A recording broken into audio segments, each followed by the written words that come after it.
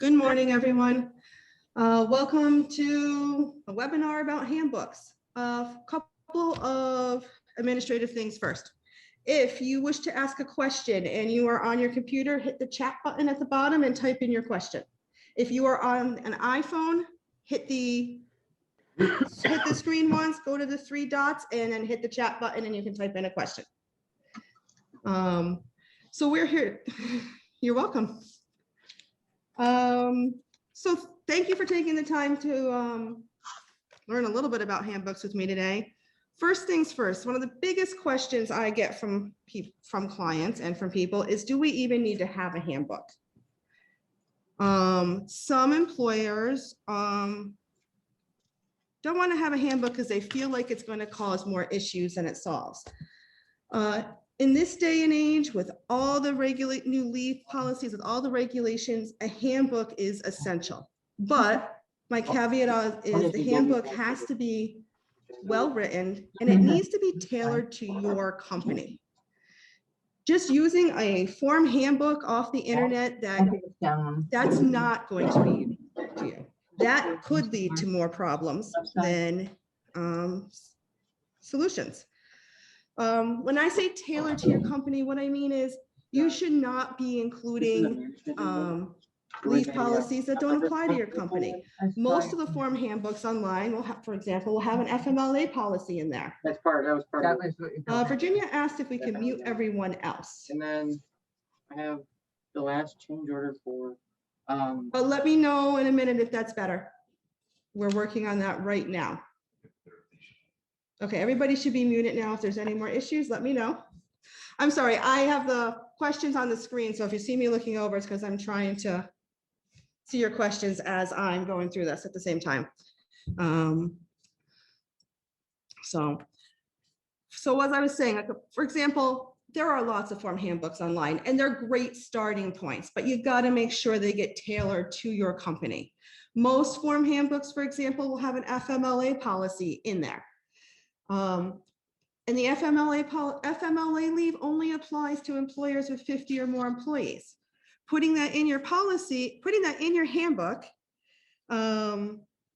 without limiting language or when it doesn't apply could lead to an employee getting FMLA leave even when they're not, your company shouldn't have to give it. There's been case law on this. Tilley versus Kalamazoo County Road Commission. A company had an FMLA policy in their handbook. They copied and pasted the basic FMLA leave thing that employees covered under the Family Medical and Leave Act are full-time employees who have worked from the employer and accumulated 1,250 hours. And that's where they stopped it. They had no more further explanation. Didn't put any limiting language that it only applies to employers of 50 or more employees. And even though the company proved they had less than 50 employees and so they shouldn't be subject to the Family Medical Leave Act, the court said, yeah, that would normally be true, but the way you worded your handbook, an employee could reasonably think they were entitled to that leave. And they ruled in favor of the employee, and the employee got 12 weeks Family Medical Leave Act, and it's protected leave, so you must give them their job back at the end of that 12 weeks. So if they had taken the time to take that policy, FMLA leave, out of their handbook, or even to have edited it, to put qualifying language in there, they would have won. But they didn't. And so the way it was worded, the court ruled in favor of the employee. And I know you're going to say, well, is that an example of why handbooks may not be a good idea? No. Handbooks are still a good idea because handbooks, for a number of reasons, handbooks provide uniformity. They give employees a set of rules, a set of procedures that they must follow. They give even the employer a set of procedures and rules that they have in place. It also goes to show that you take the rights and safety of your employees seriously. You need a handbook in this day and age really to show that you're complying with most federal and state regulations. In New York State, if you get audited by DOL, if you get in a Division of Human Rights lawsuit, if you get sued for wrongful termination, one of the first things that's going to be requested is your handbook. They want to see if you have policies in place addressing these issues. They want to see if you have policies in place for doing investigations of these issues. Failure to have, on the sexual harassment in New York State, failure to have that policy in place is presumptive proof that you let discrimination and harassment occur. You can overcome it, but it's presumptive and it's a higher standard to overcome. So you need a handbook. But the key is you need the handbook to be tailored to your company. So when I get clients in, one of the things I like to do, often I ask the questions online, but I also have a form I have is there's certain questions you need to think about and you need to respond to be able to tailor a handbook to you. Some of the questions first thing I have to know is, do you have employees who are permanently based in other states? If you have employees permanently based in, say, Massachusetts, or you have offices in other states, then your handbook must address federal law and the nuances for every state that you have employees permanently based in, because they're not the same. Every state has their own employment and labor laws, and unfortunately, they differ usually from federal and they differ state to state. So you have to address them all if you do. The second thing you need to know is how many employees do your company have? Like I said, if you have less than 50, there's no reason to put a Family Medical Leave Act clause in your handbook.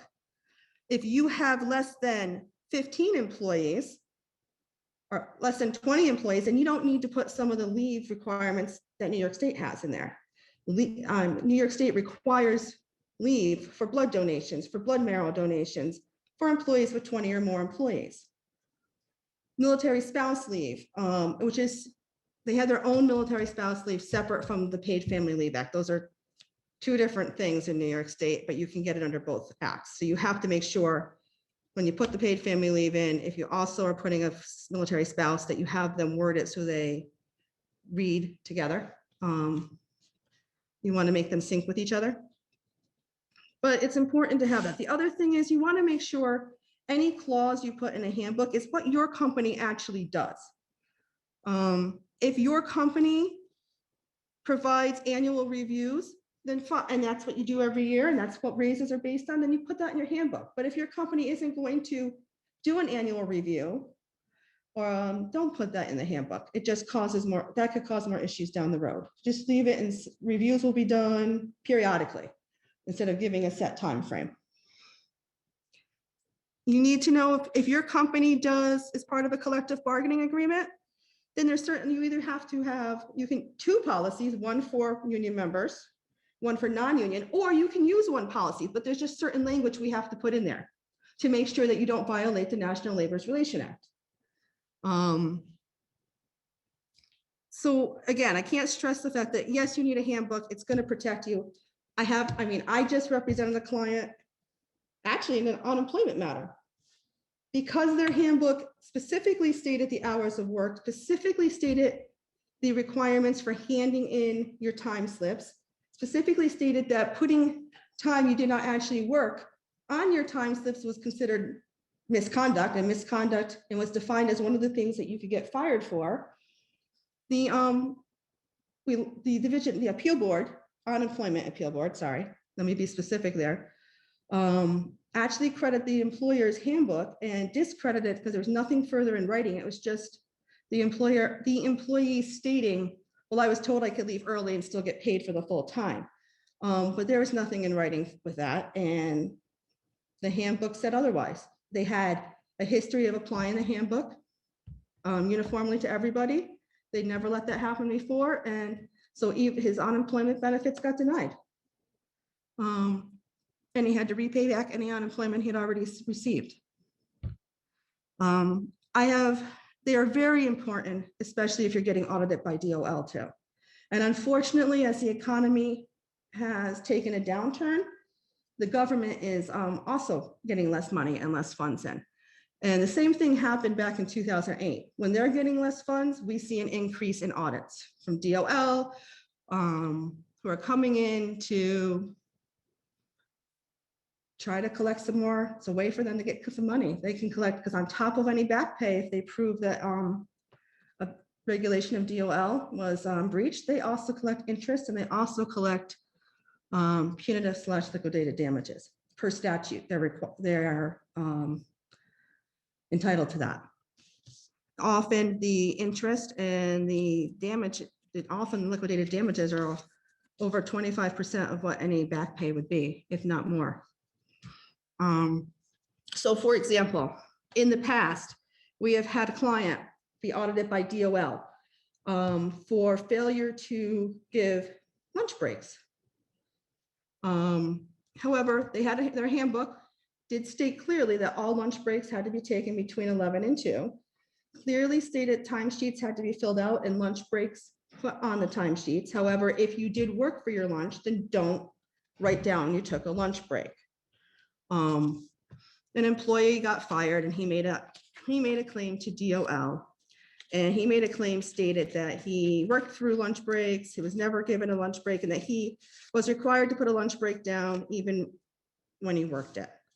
The handbook backed up the employer's policy, the handbook and the timesheets, because the timesheets were in the employee's own handwriting, and they stated, and he wrote down that he took breaks. The handbook specifically was clearly stated that if you didn't take a break, not to put it down there, because so you can get paid for it. He didn't follow the rules of the handbook. He had no other proof to show that he was told to put it down there. The DOL said, okay, the handbook is presumptive evidence that combined with his timesheets that he actually did take his breaks. And though they did continue to audit the entire, every employee there, the employer wasn't found to have violated any rules. Without that handbook explaining the procedure, without that handbook backing them up, there's a good chance the employee would have won, and then the employer would have had to pay back pay, interest, fines, and punitive damages. So, sorry, it's a little dry in here. So, on this one.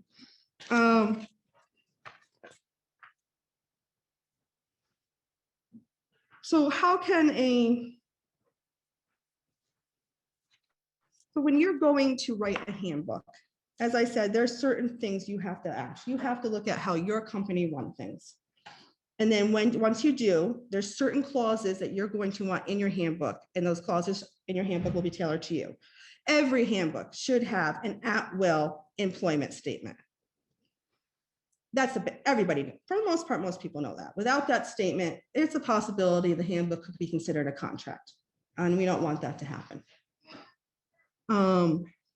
You should have a section of work expectations. Your section should define, full-time, part-time, the type of workers you have there. Thank you. The typical hours worked. Should have a blurb in there, of course, that overtime is paid for any hours over 40 for non-prevailing wage jobs. If you do prevailing wage jobs, you also have to have a blurb in there about that.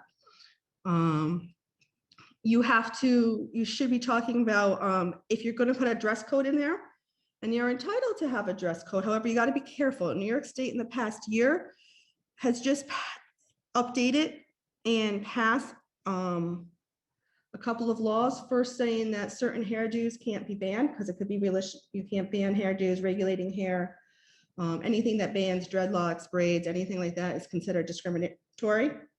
And also have to be careful when you're having a dress code that you take into consideration religious requirements. Same with hair, religious requirements.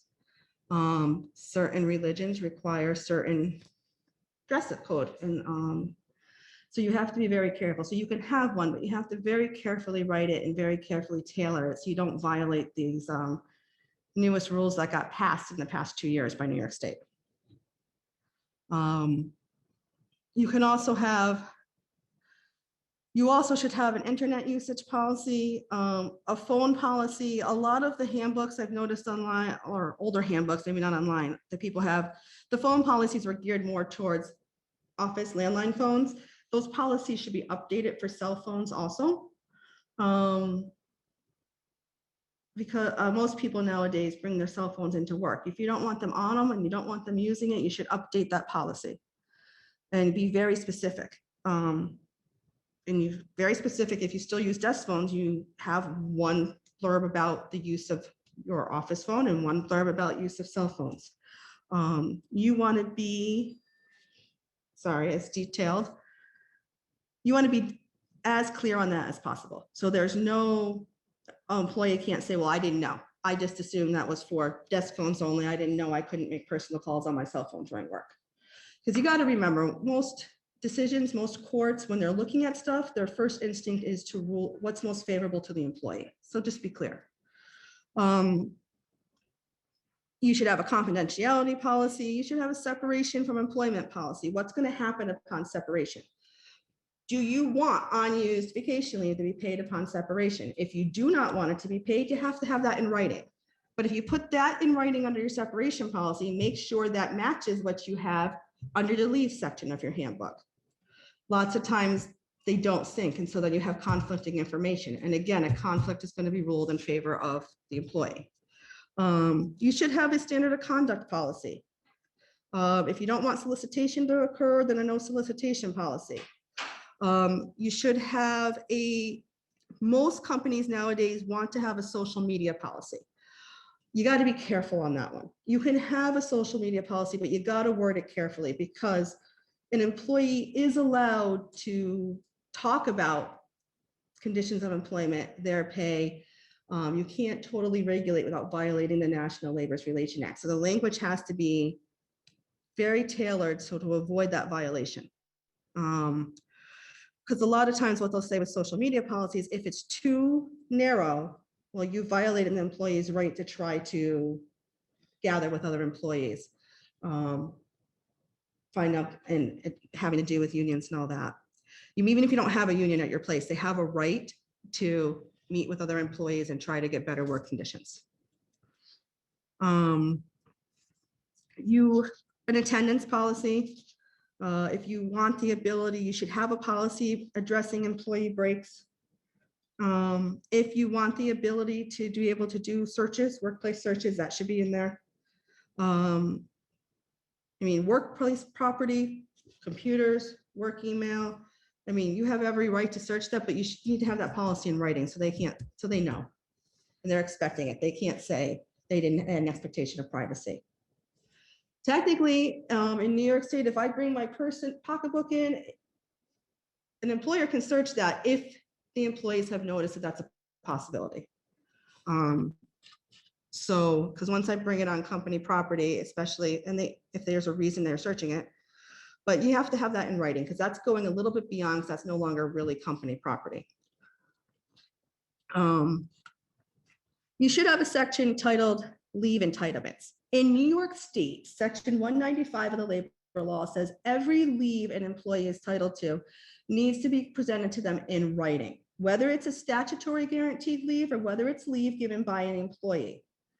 So New York State has a lot of different leave requirements.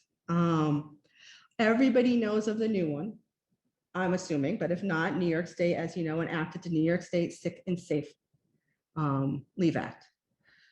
That act applies to every employer and private employer in New York State, including not-for-profits, and including employers who are members of a union, who are part of a collective bargaining agreement. Employers per that leave have to provide either 40 or 56 hours of annual leave, depending on the size of the employer. Unused annual sick leave gets carried over to the next year, though you can cap it at the 40 or 56 hours that can be used. This whole leave should be in this new leave policy should be in your handbook or attached as an addendum. If you already wrote one, you can attach it as an addendum. And I'm sorry, I'm looking at my computer screen because I'm trying to see if there's any questions when instead of looking at the camera. So on that one. So that leave should be in writing. That leave should clearly identify, when it comes to that leave, you have to let them know they have a right to, they can ask for how much leave they have left. They have a right to be told within 3 days once they ask how much leave they have left for the day. So if you already have, if you give vacation leave or you give paid time off, if that leave equals both the amount of time, the accrual rate, the reasons for being used, and the carryover rate, then you don't have to write up a new sick leave policy. You can use your current leave that you have. But when you're writing these handbooks, you have to decide, do you want to have a separate vacation policy separate from the sick leave policy? Do you want to have just a paid time off policy, or are you only going to do the sick and safe leave policy? These are all things you have to decide. Because what you decide you're going to have will depend on how your handbook gets written. As I said, the sick leave per law is carried over if it's unused. New York State doesn't require vacation leave, though, to be carried over, and doesn't require vacation leave to be paid upon separation, as long as you put it in writing that this is not what you're doing. So if you don't have anything in writing that says vacation is not to be paid upon separation of employment, you've got to pay unused accrued vacation time. Per the new statute, though, sick leave does not have to be paid upon separation. But again, that should be in writing, so there's no doubt whatsoever in your handbook. It all comes down to making your policies clear. Nope, every year you continue to accrue sick leave. So your calendar year, for the statute, your year is a calendar year. It's January 1st to December 31st. Upon hiring of an employee, or on January 1st of every year, they start to accrue sick leave. Sick leave is accrued at 1 hour for every 30 hours worked. So you can do it like that, or you are allowed to front load the entire sick leave starting January 1st of every year. If, say, that employee only uses 20 hours of sick leave in that year, he's got 20 hours left for that calendar year. So what happens is that 20 hours carries over to the next year. And on January 1st, though, he begins to accrue new leave. The reason it's really carried over is because what if he happens to get sick January 15th, and if he's only accruing at 1 hour for every 30 hours used, he doesn't have enough leave to really take any sick time off. So he can use that 20 hours he didn't use the year before right then. But you can still cap the total amount of sick leave used every year at 40. So he can only use 40. He's gonna have another 20 hours to carry over the next year, because technically he would have had 60 hours this year between the 20 and the 40 he'll earn for that year. I understand the reasoning behind it. It gets a little confusing, though. They may have been able to come up with a better way of doing that. If that didn't answer your question, let me know, and I'll gladly go back and answer that even more. So, and you can only, and while I'm on the topic, the sick leave, you can, they can take it, you can have a minimum increment they can use of 4 hours a day. So if you wanted to, if you didn't want employees to take an hour here, an hour there, you could say they have to use it in 4-hour increments. Or other thing you have to look at when you're looking at your old policies and making sure they're compliant with the new sick leave policy is the reason. A lot of old policies, I have one right now in front of me that I'm updating for someone. Their policy states they have to give at least 24 hours notice if they're going to miss a day. Well, the new sick leave policy says, no, if a person is really sick, there's no 24-hour notice requirement. If it's leave they know about in advance, like they're going to use it for a well visit they scheduled, then you can say, yes, if it's leave you know about in advance, you have to give me so many days notice. But if someone's truly sick or someone really needs it for the safety purpose, which is safety purpose happens to apply when they're like a victim of domestic violence, then they're allowed, they can call in that morning. So your policy should read, if you're using it for because you're sick or to take care of a family member who just became sick, we need you to call in if possible a half hour before, but as soon as you possibly can. So you can't make them give you like 24 or 48 hours notice. I also have a lot of old policies in front of me that state that you're required to give me upon return, I need written proof that you were out sick or out at a doctor's. The new policy says if you can only require a medical or proof if they're going to miss more than 3 days for sick time. If they're going to miss if they're out for more than 3 days under the sick and safe leave policy, and they then you can ask them either to bring in a medical proof, can either be a medical note from a doctor or it can be an attestation they sign under penalties of perjury. But if they're out less than 3 days, you can't ask for that proof. Okay. You're getting, you continue to accrue sick time and carry over the, if we front loaded and hire a new employee in June, can we provide the new employee? If you're going to front load it, if you don't want to give them the entire 40 hours, then you have to keep track of 1 hour for every 30 to make sure that they're going to, they get the right amount of leave. So if you don't want to, like I said, you can front load the entire 40 there, or you can from June on, you pretty much have to front load the entire amount. You can, if you do only front load a percentage, then you have to keep track to make sure that you didn't short them. So if you decide in June, I'm only going to, because you're halfway through, give you 20 hours from here to there, then you got to keep track of the one, you got to be 1 hour for every 30 in case they end up earning more than 20 hours and you have to give them those extra. So if anytime you front load, if you do less than the full amount, you got to keep track. Same with part-time. If part-time employees, you want to front load less because they only work part-time, well, then you got to keep track to make sure you don't short them. Because remember, this policy applies, this new sick leave policy, to part-time, full-time, seasonal. If a seasonal employee comes back to work within a year of being released, then they keep the time they already accrued. That's in the statute. It came out under one of the new FAQs that came out recently. Other parts that should be in a handbook, and that's like, these leave policies are important if you have a current handbook to make sure that they sync with what you already have in there, that you've updated it, that you've gone through and made sure every section, there's not something in one section that's going to contradict what's in these new sections that you are required to do now by New York State.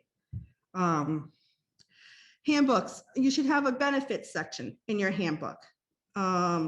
If you're providing medical, put that in there. If you are doing a retirement program, say I have a 401 requirement, put what the vestings are. You don't vest until 401k, say you vest after 3 years, or you're required, you can sign up after you've worked 1,000 hours. That should go in your handbook. You need to have the Paid Family Leave Act. New York State has the Paid Family Leave Act now. That needs to be in your handbook.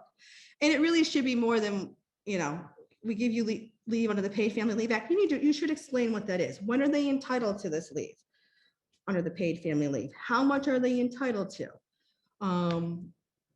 What's the process? Who do they contact at your office to get the paperwork to get this leave? That should be in there.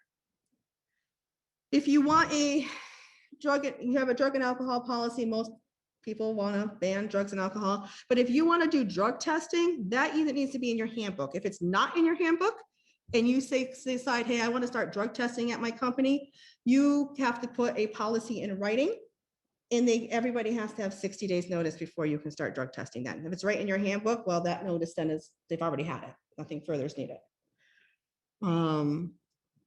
You should have a section about what separation from employment. If you're going to retire, if you want them, if you're retiring, how much notice you want. If they're quitting, it's an at will. You would like 2 weeks notice, but it's employment at will. What's going to happen to any accrued unused leave upon separation? Their responsibility to keep you updated on addresses, because they do have to keep you updated. And remember, when someone separates from employment, whether they're fired or whether they quit, you need to send them a letter within 5 days of the date of their separation, telling them, okay, this is your last day of employment. You will receive payment. They have to receive payment within their normal pay period for their last hours worked, but letting them know if they have medical benefits, if those benefits can be continued by COBRA, if they can, a simple sentence saying, you might be eligible for COBRA. If you are, more information will be forwarded to you, but you need to give them in writing a letter saying, your last paycheck will be given to you on this day. If you have, and if you pay on used and accrued vacation time, you'll receive that on this date, but they have to have something in writing from you in 5 days. Even if you don't have COBRA, even if you're not continuing benefits, the law says they get a written statement from you that states what their last day of employment was. And in that letter, you should also require them to keep you updated of their address so that you can send them at the end of the year whatever tax forms they need to be sent.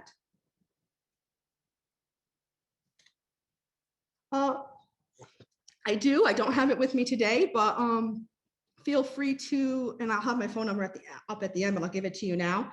I've written these letters for people. I know, and yes, I know exactly what has to be in that letter. And that's if then some people, if they're being, some people, because they want to try to protect themselves from future lawsuits, you're also allowed to, besides that separation letter, you could also include, okay, I will give you this, say, 4 weeks or 2 weeks worth of extra pay in exchange for, and you can have them sign a confidentiality and not to bring, basically a letter saying they're not going to bring any type of lawsuit for wrongful termination under a bunch of statutes. You can name them all. If you happen to say you don't want them to sue you under ALA, the Older Workers Labor Act, then you have to give them 21 days to review any type of, I'll call it settlement like that, those type of papers. But you're also allowed to try to, employees are allowed to sign documents and sign away their right to sue as long as they're getting some kind of compensation for that. And it could be a couple weeks of extra pay. They don't have to, and if they don't want to sign it, well, then they just get whatever's owed to them for the work they've already worked, and you don't give them anything extra. And yes, what's going to go in that departure letter is a case-by-case basis. It depends on what that employee is owed and everything. And what's going to go. No, but if it's an amicable separation, you usually don't need that. But I've been asked before if people are allowed to do, if they're allowed, employees are allowed to do that. Sure, employers can do that and they give it to their employee. And if you give the employee 21 time to have it reviewed by a lawyer, and you specifically give them at least 21 days as required by Older Workers Labor Replacement Act, and then those are usually upheld because they've had time to have it reviewed. They've had time to have talked to an attorney. If you make them sign it right there in the office without giving them time to have it reviewed by an attorney or time to think about it, then it's not going to be upheld. When you're trying to, have a confidentiality and non-disclosure agreements and, no right to bring future action, that type of stuff, you want to give them time to review it, and then it will be upheld. Most courts will uphold it. So I can't, most courts will uphold it. I can never 100% guarantee every single one will be upheld. It depends on what's in it and how it's written. That's different than just your letter that's required under Labor Law Section 195. That letter is a very basic letter, and it must state the last day of employment when they'll receive their last paycheck. If they might be entitled to COBRA, that they'll get notice of that. That's what has to be in that Section 195 letter. You also need to have in your handbook, you should have in your handbook any type of safety policies. So if you have, you're working, what are your safety policies? If certain safety gear is required, if you need them to get OSHA 10 certification, you can put that stuff in your handbook, or you could have a whole tape. If you want to have a whole other safety handbook, that's fine too. Then you just put in your employee handbook, all employees are subject to safety policies per the safety handbook, which you are been handed, which is available and located, make sure everybody has access to it. You need to have policies in your handbook. You should address the American with Disabilities Act, equal employment, discrimination. Obviously, you need to have in New York State, you are now required to have a written sexual harassment policy. And this written sexual harassment policy must include certain information that's in the statute. You are required to have a complaint available for people to use for sexual harassment. You are required to have annual interactive training. If you fail to provide, and actually, a lot of employers, when the statute first came out, they actually didn't enact sexual harassment policies in, say, 2018, 2019. If you have not updated it since then, you need to update it, because as of last year, they've made changes to the statute. They have changed the definition of hostile work environment, and that definition must be in your harassment policy. They have increased the statute of limitations to bring a Division of Human Rights claim And again, that must be in your harassment policy.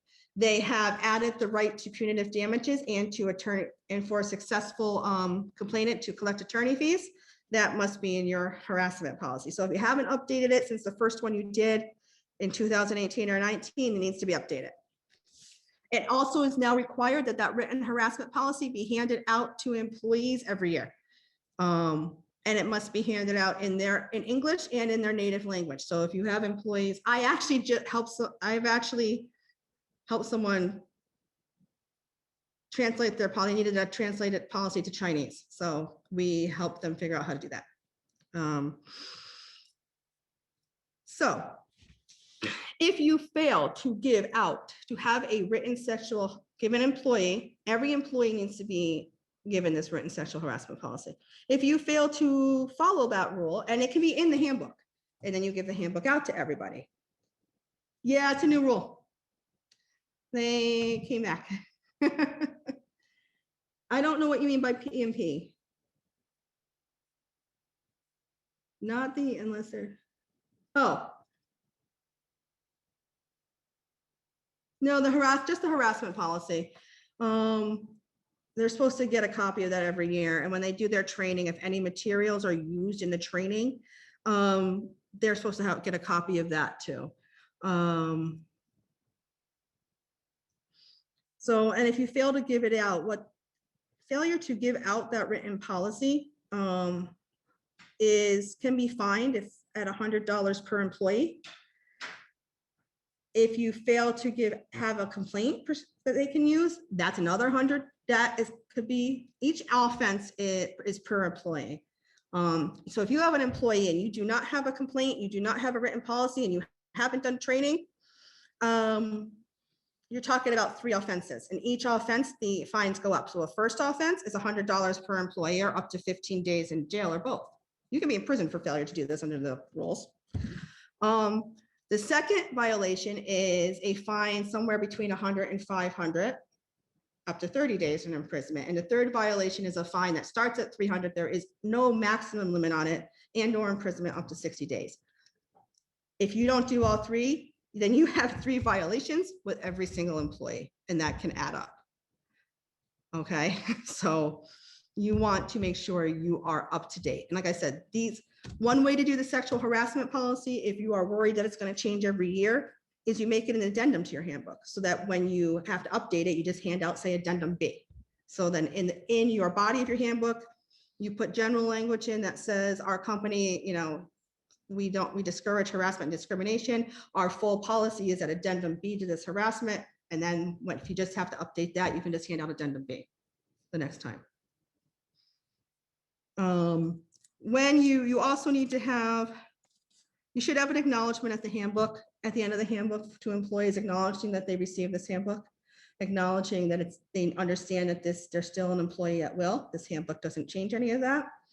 I like those acknowledgements to be signed and returned. One way, though, to make sure you can track in case every employee gets a handbook is there's no requirement it has to be printed out and handed to an employee. You can send it by email as long as they can open it. And then you have a record that you sent it to every single employee. I had a case where they couldn't, in all honesty, they actually updated their cell phone policy, or one of their policies, but they had no record of handing it to every employee, and actually no record of the employee ever getting the employee handbook. And it wasn't, they couldn't state that we made sure every employee got it. That came back to hurt them in a wrongful termination case we had, because they didn't have a set procedure in place that, yes, upon hiring, they couldn't state that. And they had no proof to show. They believed they gave it, but they had nothing to back them up. So the acknowledgement should be signed and returned. You should, just the acknowledgement form, you want them to keep a copy of the handbook. They should be able to keep a copy of the handbook until they separate from employment. Then you can ask for it back. You should also have, like I said, the handbook available for them to find easily in case they lost theirs. So if you have it on an employee website they can go to and open it, or that would be easy enough. Or like I said, email it to them and then they have it too. Okay, so when you are reviewing a handbook that you have and you want to update it, as I said, the first thing to do is ask yourself if the policies in the old handbook are still your current practice. Make sure the policies reflect what your current practice are. If they're not, update that part of the policy. Ask yourself, and when you're doing it, seriously ask yourself, do you follow what's in here? If you have a discipline policy in there that says for minor infractions, they get a verbal warning first, and then a written warning, and then they can be subject to termination for misconduct, do you actually follow that? And is that what you want? Some employers have like minor infractions start with a warning. Major infractions can be subject to automatic dismissal. And that's fine. Just make sure you follow whatever you have in your handbook. If you fail to follow what's in your handbook, that can be a problem down the road. And make sure your policies are compliant with the latest state and federal laws. So when I'm reviewing a handbook, one of the, you have to review every section, but the first sections I always look at are the leave sections and the, because those are always getting changed. Those are always, leaves are being updated. As you said, New York State Sick Leave Act. New York State, besides that, has, like I said, has requirements depending on the size of your company. If you have 20 more employees, people are entitled to time off to go donate blood. You can't deny them that. You don't have to pay them, but you can't for that time off, but you can't deny them. They're entitled to time off to go for bone marrow donation. If you have, so you got to make sure what the size of your, that whatever leave policies are in there actually apply to your company. If you only have 10 employees, please don't put those in there, because otherwise, if they're in there, even though you're not required to give it, an employee is going to mistake it that they're entitled to it. And there's a good chance the court's going to rule and fit that they are entitled to it because it's in their handbook. So don't put it in there if it doesn't apply to you. You need to make sure that, like I said, they're compliant. So I know old handbooks lots of times would used to say, you know, employees, you know, you shouldn't be discussing your salary among each other. That's not appropriate. You need, if that's still in your handbook, you need to take that out, because that is now a violation of the National Labor Relations Act and a violation of New York State labor law. Employees are allowed to discuss their salary with each other. Employees are allowed to discuss their working conditions with each other. Anything that puts any kind of damper on that, make sure it's out of your handbook. But the first policies I look at are the leave policies, and then the discrimination policies. Are your sexual harassment, well, any harassment and discrimination policy current with the newest law? Is your sexual harassment current, up to date with New York State? But besides sexual harassment, you should have a general discrimination and harassment policy that for, you know, race discrimination, gender discrimination, veteran, all that stuff. Just American with Disabilities Act. Make sure that is up to date with the most current statutes and laws. Make sure your definition of exempt employees, if you're going to put that in there, is up to date. New York State just raised the threshold on how much an employee has to be paid to be considered exempt. So you have to meet the working definition. There's certain categories, and they got to be paid. If you're not in New York City, I believe it's up to, I have to double check, but it's about $885 now, I believe, and it might be going up. That's higher than what the federal government requires, so you have to meet New York's requirements to be for an exempt employee. So whenever there's a conflict in laws, when you're looking this up between state and federal, what law applies is the law most beneficial to the employee, just so you know. So make sure you're up to date on everything. Now, there's other laws, New York State, and the reason I say this is because a lot of people don't know. New York State enacted in the past year the Employee Reproductive Rights Law, which prohibits employers from discriminating against employees based on their reproductive decision-making. What happened was the federal government stated that under the Federal Affordable Cares Act, it requires health insurance plans to cover birth control methods, all birth control methods, without requiring an out-of-pocket expense to the employee. So there was a lawsuit in federal court saying, you know, you had from employers who were saying this violates, you know, my religious beliefs and violates that. So New York State decided to enact their own law that says you can't discriminate against someone for this. They have what you have to, you can't make them, pretty much you can't make them pay for their, FDA approved birth control. If you do discriminate against that or encourage them not to do that, and it has any type of reproductive right, adoptive, whatever, birth control, it applies to any type of reproductive right in New York State. This new right has to be in your handbook. And this just got enacted in the last, few months, year.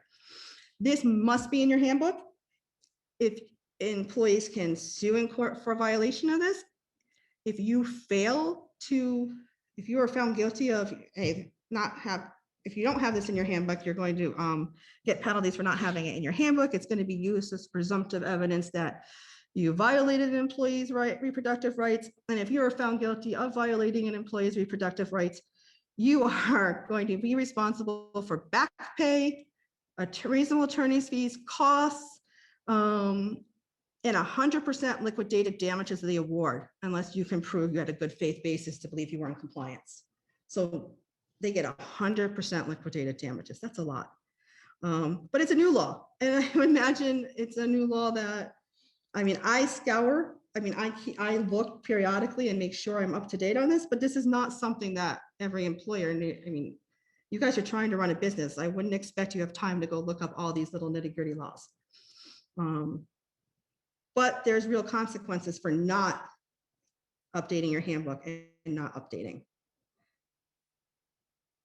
Yeah, I can give you that link. It's for the labor law, discuss salaries. Yeah, if you want to send me an email, I'll have it up on screen, but my email is dplue, Plue, at theconstructionlaw.com, or you can call me. It's 315-676-7314. I'll be glad to send you a link.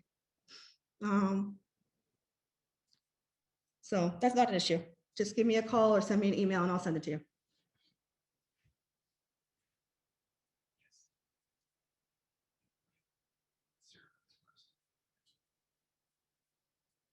Can you make a note that says we follow the most current state, federal, and will update policy within a time frame?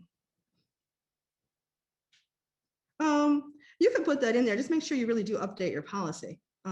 Because what's going to happen is, yes, you're going to follow the most current, but you're going to have stuff in your policy that contradicts those. Or you may possibly, I don't have your handbook in front of me, have stuff that contradicts the most current policy, and that contradiction is going to come back to hurt you. So just make sure if you do, if you're going to do that, say we follow the most current state federal regulations, anything that's not compliant with that is no longer applicable, and we will provide a full update to this within like 6 months.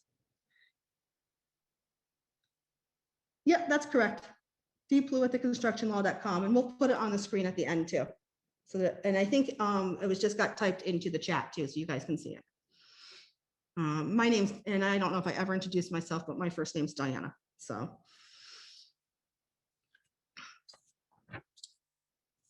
Other areas to look at, and when you're updating your handbook, okay, make sure, like I said, leave policies. New York State has that sick and safe. The Sick and Safe Leave Act is a permanent policy, so make sure that's up there. COVID-19 is not permanent, it's still in effect, that sick leave, but that will sunset when the pandemic ends. So you don't need to actually put that in your policy, you just need to make sure your employees are aware that they have a right to COVID-19 sick leave if they are under an order of quarantine from New York State. Okay, make sure updates and the updates to all discrimination laws. Make sure you have, like I said, employee reproductive rights. Make sure you have the lactation accommodation laws in your handbook. Those are all areas that you need to look at and update. Some of these things, I know I've have handbooks that are asked me to look at and update that are 10 to 15 years old. So a lot of these new laws are missing. My best advice is you should reviewing your handbook every year. If something's changed, you update it. If nothing's changed, fine, keep it. But you should have someone at least reviewing it to make sure. If not every year, every 2 years at the most. and to make sure you're following the procedures in there. And that's still your current policy on how you do things. Any questions?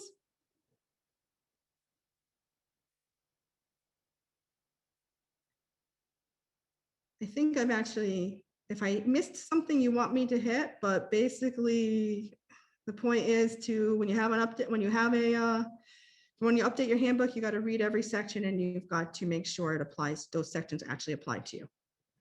And like I said, if you, I don't like just downloading form handbooks because you get clauses that don't apply to you. And as I said, like the one New Jersey case that I talked about earlier, even though that employee had less than 50 employees, he still had to give family medical leave to the employee because of the way the handbook was written.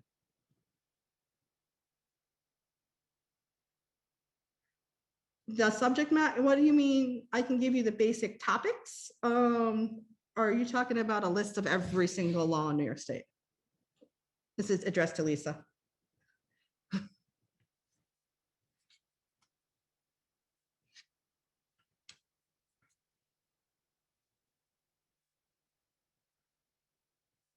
Yeah, I can get you a list of the topics. If it's you, if it might be just easier if I just I can email it to you again. If you want to send me an email, when I get back to my office this afternoon, I'll be glad to send it to you. If you guys think of any questions later, even if it's a week or two from now, feel free to call or send me an email. This presentation is being recorded, so you can go back and look at it. And it will be available on the Syracuse Builders Exchange website.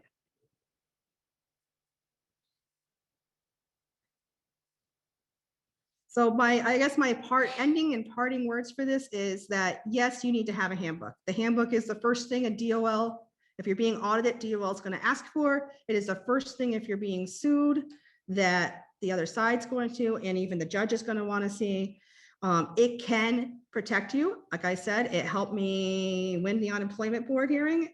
It helped another client we had, and this was a few years ago, on the DOL audit, because they happened to have a handbook that showed their policy and actually support with the pay, with the time cards actually showed that they followed everything they were supposed to do. So a handbook, and in the most recent, nowadays in discrimination claims, failure to have these type of a handbook and failure to have the policies for discrimination and harassment is presumptive evidence of an employer's guilt that they actually allowed harassment and discrimination to happen at their office. So you need to have a handbook. But the key is the handbook needs to be well written. It needs to be tailored to your company.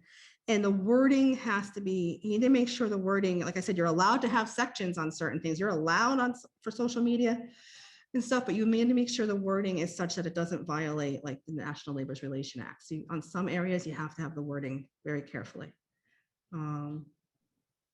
You know what, when it comes to union and non-union, you can have two handbooks. That might be the easier thing to do, so it doesn't get confusing for your employees. But you can also do just one handbook, but you're going to have a lot of disclaimers throughout that handbook, because any policy, you can't, as you know, when you have a collective bargaining agreement, you can't collectively bargain their rights or take their rights differently from the handbook.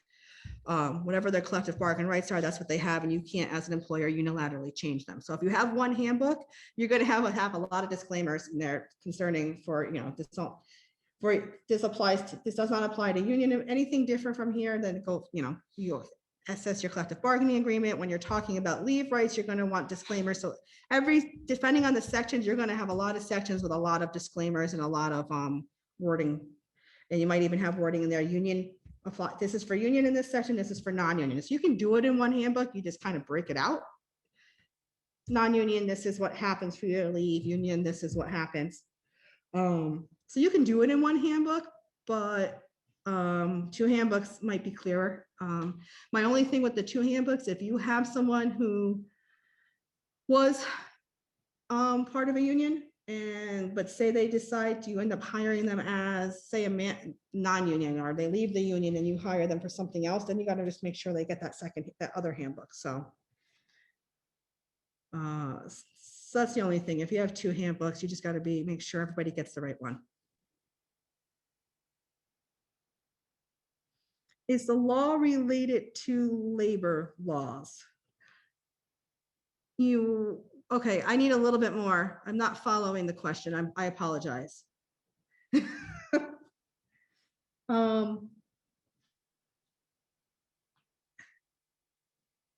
Oh, that's New York State and federal.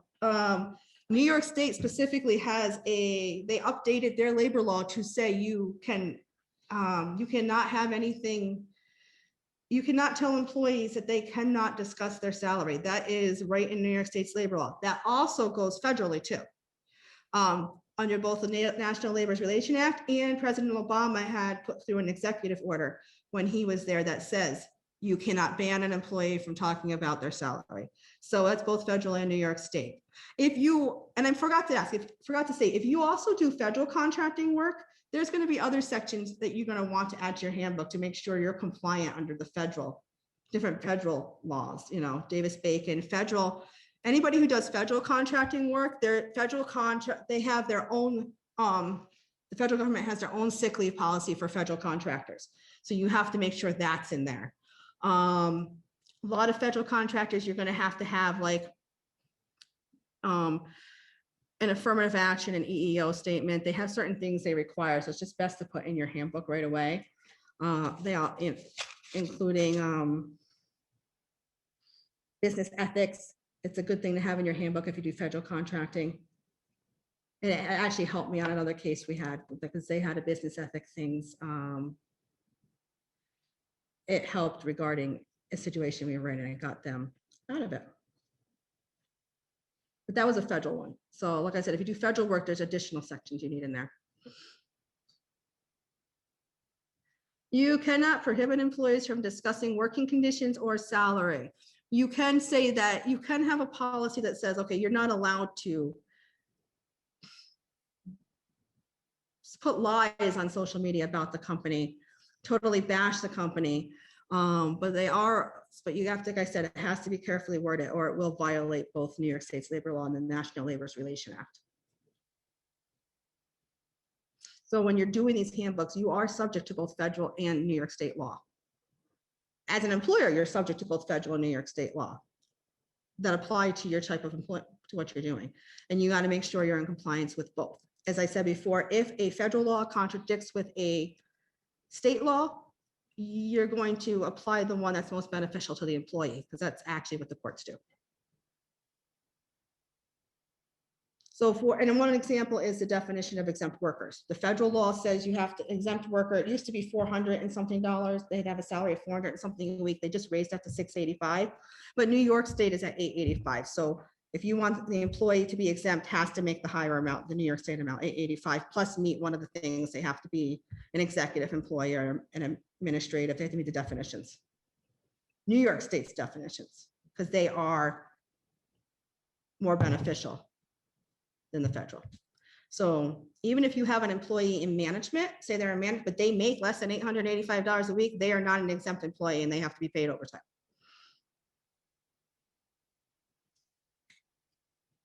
If you do prevailing wage jobs, then your handbook should have like when you're talking about overtime, should have stuff for both non-prevailing wage work and what it is for prevailing wage work. This is different on when they're entitled to overtime. So that's why I said you've got to tailor these handbooks to your company. If you don't do prevailing wage work, then you don't mention it ever in your handbook. That's simple. Any other questions?